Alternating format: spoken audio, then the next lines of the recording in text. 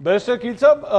Opposition का एक पाकिस्तान तहरीक इंसाफ का ये फेयर मौजूद है कि आप उनके लोगों को जो है वो तोड़ने का एक सिलसिला शुरू कर रहे हैं। अब चाहे वो चौधरी उस्मान जिस तरह चले गए वज़ीर आज़म से मिलने के लिए, या और भी जो है वो लोगों को इस तरह एक अपनी तरफ इंट्रैप करने की जो है वो कोशिश की जा रही है। अब एथिकली आपके ख्याल में ये दुरुस्त है? बेहतर ना होता कि ये वो लोग जिन्होंने पाकिस्तान तहरीक इंसाफ के नाम के ऊपर वोट लिया था वो अगर नहीं रहना चाहते इस्तीफा दें, दोबारा बाई इलेक्शन में जाएं, लोग अगर उन्हें दोबारा वोट देते हैं उसके बाद बेशक जिस मर्जी जमात से वो खड़े हों, जिस मर्जी जमात का वो टिकट लें।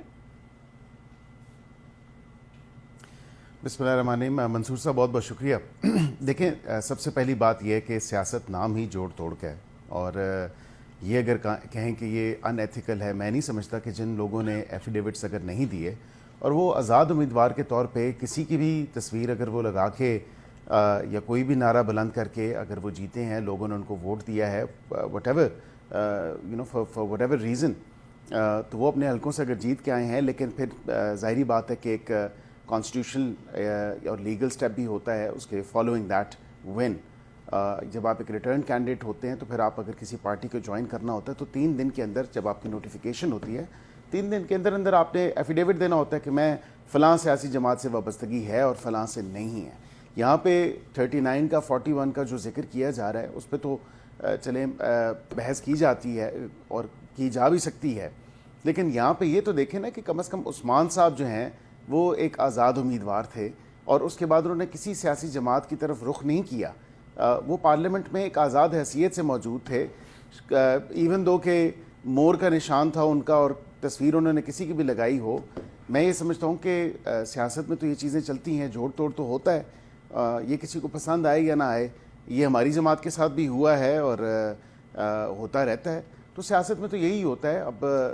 whoever has got a little bit more weight on their scales इस जोड़ तोड़ में बिल्कुल उनको मिलता है। बैरिस्टर साहब, चौधरी उस्मान साहब ने अपनी कैंपेनिंग में या पोस्टर्स के ऊपर किसकी तस्वीर लगाई थी? लगाई होगी, किसी लीडर की लगाई होगी, जाहिर बात है। अगर वो खुद आज़ाद थे लेकिन उनकी वाबस्तगी किसी सियासी जमात से पहले थी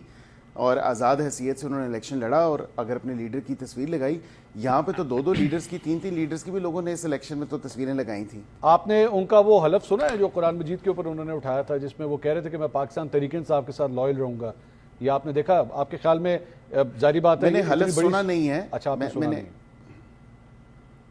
मैंने सुना नहीं है, लेकिन मैंने बिल्कुल सोशल मीडिया पे वो तस्वीर ज़रूर देखी है। कुरान शरीफ उनके हाथ में है, लेकिन मैं समझता हूँ सियासत, इसीलिए मैं इस चीज़ का, देखें, मैं बहुत ज़्यादा कहता हूँ कि मज़हब को सियासत के साथ और सियासत को मज़हब के साथ, इन दोनों को जो है ना आपस में आप मिक्स ना करें। इसीलिए क्योंकि सियासत जो फिल वक्त आजकल की सियासत है वो तो आप देखें तो माज़रत के साथ वो सियासत या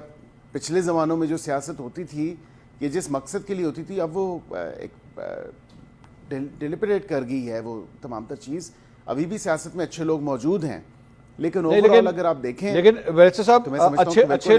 अच्छे लोग जो मौजूद हैं, लेकिन आप ये कह भी रहे हैं कि सियासत उस डगर में पहुंच गई, लेकिन इस किस्म का कदम उठा के एक ऐसा शख्स जो पाकिस्तान तहरीक इंसाफ के नाम पे वोट ले, पाकिस्तान तहरीक इंसाफ के वोटर उसे असेंबली तक पहुंचाएं, वो कुरान मजीद के ऊपर हलफ भी ले और उसके बाद वो आपकी पार्टी में या आपकी हुकूमत में शामिल हो जाए, तो अगर एक गलत चीज़ हो रही है तो उसको तो सपोर्ट आप लोग खुद कर रहे हैं। बेहतर ना होता कि आप खुद उसे कहते कि नहीं यार, ये हमारी पार्टी का भी असूल नहीं है कि इस तरह होना चाहिए? क्योंकि अगर आज वो अपनी जमात के साथ ये सब कुछ कर रहे हैं तो आपसे मैं पूछता हूं, आपके ख्याल में आज चौधरी उस्मान की लॉयल्टी के ऊपर आपको यकीन है कि वो आपके साथ ही रहेगा या कल एक फोन कॉल के ऊपर दूसरी साइड पे वापस चला जाएगा? तो मंसूर साहब, फिर हमारे साथ क्या हुआ? हमारी जमात में भी देखें ना, लोगों को या दीगर जमातों में से लोगों को निकाल के लोगों ने रुख किया पीटीआई की तरफ गए। क्या 2018 का इलेक्शन इतना दूर तो नहीं था? अभी आप देखें 5-7 साल ही हुए हैं ना, उसमें देखें उसमें किस तरह लोगों ने शिरकत की और कौन कौन सी जमातों से उठ के वो लोग वहाँ पे गए। तो ये इस चीज़ को भी तो कम से कम देखें। अब अगर पीटीआई ने उस वक्त वो किया और पीटीआई के साथ अब अगर खुद हो रहा है, and not so much directly if I might add, because ये तो किसी सियासी जमात के टिकट पे तो इलेक्शन लड़के नहीं आए, आज़ाद हैसियत में इलेक्शन लड़के आए, और बेशक एक पार्टी के साथ एफिलिएशन ज़रूर थी। और ये भी क्लियर कर दूं, वज़ीर आज़म से मुलाकात का मतलब ये नहीं, जितना मैं कानून को समझता हूँ, हम तीनों ही कानून के तालिब इल्म हैं, आपके तीनों पार्टिसिपेंट्स, میں نہیں سمجھتا کیونکہ وہ 3 دن میں کانسٹیٹیوشنل جو ایک سٹیپ ہے یا وہ ایک جو ونڈو ہوتی ہے وہ 3 دن کی ونڈو ہوتی ہے. اس کے بعد اب تو ویسے پارٹی افیلیشن تو آپ کی ضرور ہو سکتی ہے کہ آپ وزیر اعظم سے ملاقات کریں یا فلاں سیاسی جماعت کے ساتھ اپنے آپ کو الائن کریں, لیکن فارملی جو جوائننگ ہے on the record of the national assembly یا نیشنل اسمبلی کے کسی بھی رجسٹر میں یا کھاتے میں, وہ کسی سیاسی جماعت کے تو نہیں گنے جائیں گے, وہ انڈیپینڈنٹ ہی